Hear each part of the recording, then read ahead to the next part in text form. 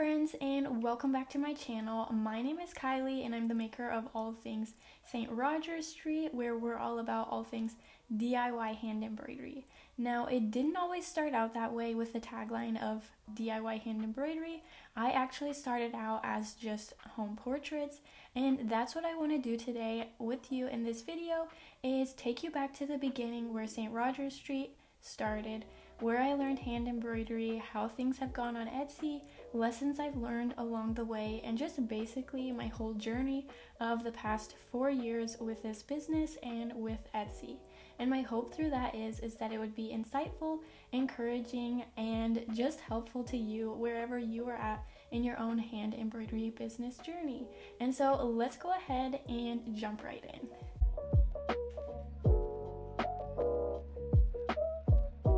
So I actually learned hand embroidery in 2018. I saw some pretty hoops on Pinterest and I decided to give it a go myself. And so I made 2 little hoops. One was like a gift for my niece. I don't even remember the other one. But then after that, I made a home portrait for a gift for a loved one who was moving away from their childhood home. And I attempted my first home portrait and I absolutely loved it, which makes sense because growing up I always wanted to be an architect. And so ever since then, I've pretty much been making home portraits, and that's when I was encouraged to start my own Etsy shop. And so officially on May 14th of 2019, I opened my Etsy shop, and it literally only had one listing, and that was a home portrait. So I ended up selling this listing twice, and I sold them for $90 each, so I made $180 revenue for my first year. Now with 2020 rolling in, I basically did the same thing throughout the year. My focus was home portraits and just making commissions for other people. So I ended up selling 11 home portraits, and I think I started out selling these for a 6-inch hoop for 110 USD and then an 8-inch hoop for 140 USD, and I sold 11 of those. And then I also sold just like a finished hoop for $27. So in 2020, I ended the year with a grand total of 12 orders and $1,327 revenue. So it wasn't until the end of 2020 that I began to kind of shift my mindset towards my business, which wasn't really a business, just more of a hobby and a fun thing to do on the side. So at the end of 2020, I decided I wanted to make this a bit more of a business, and at the time, I was working like a housekeeping job in a big church where I was just cleaning all day, and we were basically allowed to have like headphones or earplugs in our ears all day. And so at that point, I was pretty tired of listening to music, so I started listening to podcasts. And I basically binge listened to Etsy podcasts because I wanted to try and improve my Etsy shop and actually make it something. And so I really liked Lauren Keplinger's Etsy podcast called Crickets to Cha-Chings, and on there she interviews a lot of Etsy sellers, and they just kind of share about their journey and how they became so successful. And so I found that super encouraging during that time to listen to it and to learn new things and just gather all of the free information I could to make my own Etsy shop better. So my number one goal with this was going into 2021, I wanted to have more listings in my shop because it was basically bare. And so the way I wanted to go about that was through PDF patterns. But also because I had learned all of this new stuff from these podcasts I was listening to, there are quite a few things that I learned and I set into motion right away. And the first thing I did was optimizing my Etsy shop. It's a little embarrassing that I had never done this before, but there were multiple sections in my shop that were not filled out. Like I had no announcement, like a story of my Etsy shop, or I didn't fill in like about me, Kylie section. And so first things first, I optimized it because they said that's super helpful. Etsy wants to see that your shop is like established and you've taken the time to fill in all the sections so that your customers know who you are and like everything looks nice and clean. So that's the very first thing I did. Now, the second thing I did was I learned about Etsy SEO from these podcasts, and I realized that I had never even done that before. For example, you can see here on this listing is that it says custom wedding venue portrait, and that's it, when in reality it should have looked something more like this with a lot more words to get found in search. So when I added my PDF patterns, I didn't write like autumn fern embroidery pattern. I included a lot more words with that to help it get found in search and to be optimized for Etsy. And I think it's really exciting to kind of look back at the results of that, because I feel like on these courses that these Etsy sellers or these Etsy coaches like sell, you can see all these crazy statistics of like, look how much my shop grew. And so for me, it was really exciting like to see these statistics, and it's like I did that on my own. I didn't pay $500 for a course, and so like things were looking up and exciting for me. So in 2019, Etsy was bringing in 38% of my visits, and then in 2020, Etsy was bringing in 49% of my visits. It was really exciting to see this statistic grow, but obviously there's still more room for growth, and I kind of tweaked my Etsy SEO as I went throughout the year, because I kind of learned some more later in the year, and I used like the same keywords like 5 times in listings when I should have only done it like once or twice. And so that was something that I was kind of constantly like tweaking and fixing and seeing some growth in my shop. Another thing I learned this year was how to better price my items.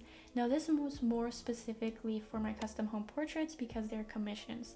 So originally I just kind of asked my family like, hey, what would you pay for this? What feels comfortable? What feels right? And then also just kind of comparing my work to other people's work and seeing what they were pricing. When in reality, like comparing to the other competition is good, I should have been doing the actual math. So a good formula for this is your cost of materials plus labor plus Etsy fees plus shipping fees plus profit equals your price that you should be selling for. And I think oftentimes we can get our labor and our profit kind of confused or mixed in. And to be honest, this is something that I still struggle with a bit. It's like I need to actually pay myself for the hours I'm working, and I need to make a profit. And so this was kind of like a hard lesson for me to learn, but really important because I do need to value my time and also value my products that I'm putting out there. And kind of with this lesson I learned was learning how to say no to family and friends, even though that sounds like kind of cruel. But there were some times when I get requests from friends or family that's like, hey Kylie, can I commission you to do this? And it's just like, I don't really feel like doing that, or that's not my style. And I think that's totally okay to say like, no, like I have some other pursuits that I want to go after. And so I did have to do that a little bit. And then I also felt bad for pricing my items like the way they were to family members. Like I wanted to give them a discount, but I discounted them like way too much, like 50%. And it was getting to the point where it's like, okay, I gotta stop making this stuff for family, and I want to actually make more money from other people and strangers that are actually interested in my art. And like, I don't know, I think there's a different layer of excitement when it's a total stranger who loves and wants your art compared to like family members. And so that was something that I had to kind of set in place of, I am not offering family discounts anymore. Like this is my staple price, because I have to keep going with these other orders and not get bogged down by all these family discount type things, if that makes sense. I hope that's not hurtful, but like that's just what I was struggling with at the time, and had to like tell myself this is what I need to do to move forward with this business. And the fourth little piece of advice I heard is just to throw things at the wall and see what sticks in your Etsy shop.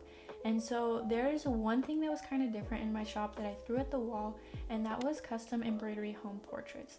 So that's when somebody sends me a picture of their home, and then I turn it into a custom PDF pattern for them to stitch up themselves. And my only regret with this, like throwing it at the wall and seeing if it sticks, is I wish I would have done it sooner, because I had the idea actually like a year before I implemented it, but I wasn't sure how it would go, and so I just kind of let it sit in my brain. But it's actually one of like the best products in my shop, and it brings in some of the biggest revenue. So my only regret was like not doing that sooner, and I also have some new products that I plan to throw at the wall, see if it sticks. If it doesn't, like just take it out of the shop, it's okay, no big deal, and like move on. But like you never know what could be like your next big seller, and so just taking a little jump there and seeing how it goes. So these are 4 of the biggest things I learned in 2021 that kind of was like a reset for my Etsy shop of like, I'm gonna start on the right foot now. And so as I implemented those, it was exciting to see the growth and kind of what it launched me into. And so in 2021, I ended up making 13 patterns. Like I said, my goal for this year was to fill my shop up a bit more. And I know 13 doesn't sound like a lot, but making my first PDF pattern was actually quite difficult because there's so much that goes into it. And I'm actually going to be making another video on that, so you can stay tuned for like how to make the physical pattern with Procreate, but also like how to make it in the PDF so that you can start selling on Etsy. So you can go ahead and subscribe if you are interested in those things. They will be coming soon. Then I also sold 4 custom embroidery home portraits and then 26 of these embroidery house portrait PDF patterns that I just mentioned. I ended 2021 with 44 orders and a revenue of $1,426. Now in 2022, just this past year, is when things kind of started to feel like they were booming a bit more. I know what I'm going to tell you is still not that much, but like it was an exciting amount of growth for me in my shop after seeing like such slow growth. And I think part of that slow growth is just accredited to like it was a newer Etsy shop I had, and I found personally that my first 60 sales came in really slow, but after that things began to pick up the pace and sales were coming in like every other day. So in 2022, my custom embroidery home portrait PDF patterns continued to do really well. I had just 2 house portrait orders. My focus shifted from doing commissions to being able to create more PDF type stuff online to sell a bigger quantity of that. And then I also experimented with some Christmas kits, which I just sold 7 of, and I'm kind of still experimenting with that because it's a newer product. And then I also added 23 new patterns to my shop. And if you want to see how those 23 patterns went, I have a whole separate video on how my first year selling PDF patterns went, which you can check out like in the little card above here somewhere. In 2022, I ended the year with 266 orders and a revenue of $3,648 USD dollars. So from 2021 to 2022, it was really exciting because my number of orders sextupled, my revenue more than doubled, and my visits brought in by Etsy increased by 25%, bringing them all the way up to 74%, which seems like so high, like crazy good. So that was so exciting to see that growth, and also so exciting because like it's only been in the past 2 years that I've decided to take in my Etsy shop a bit more seriously and just see the growth that's come from that. And also just to think about my Etsy shop, like the first year I started this, I had 2 sales and had $180 revenue. Coming to this last year of 2022 with 266 orders and a revenue of $3,648. It's so wild to think like I created this little business from like absolutely nothing, just like the things that I've learned and know, and now it's able to bring in myself a profit of $330 Canadian every month.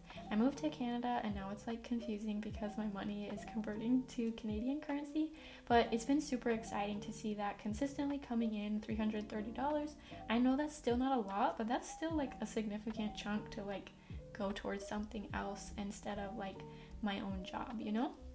And so my goal with these next few years, or this year of 2023, is to grow my shop even more and increase that profit that I'm making every month, so that eventually, like really big dreams, my biggest dream would be to be able to someday be a stay-at-home mom. I don't have any kids yet, but the dream is to someday be a stay-at-home mom that's able to stay home and not work, but also provide a meaningful income so that all of the financial weight is not on my husband. So that's like super big dreams, and I am nowhere, I don't think anywhere close to that yet, but I'm excited to be working on this over the next few years to hopefully get myself up to that point. Thank you so much for watching. I hope this was so helpful and encouraging and insightful to you. If you do have any other questions regarding Etsy or like my own personal business journey, or even video suggestions for what you'd like to see in the future, be sure to leave those in the comments below and I'll be happy to answer those and get back to you. I hope you all have a great day and I will see you in the next video. And until next time, happy stitching or happy business planning.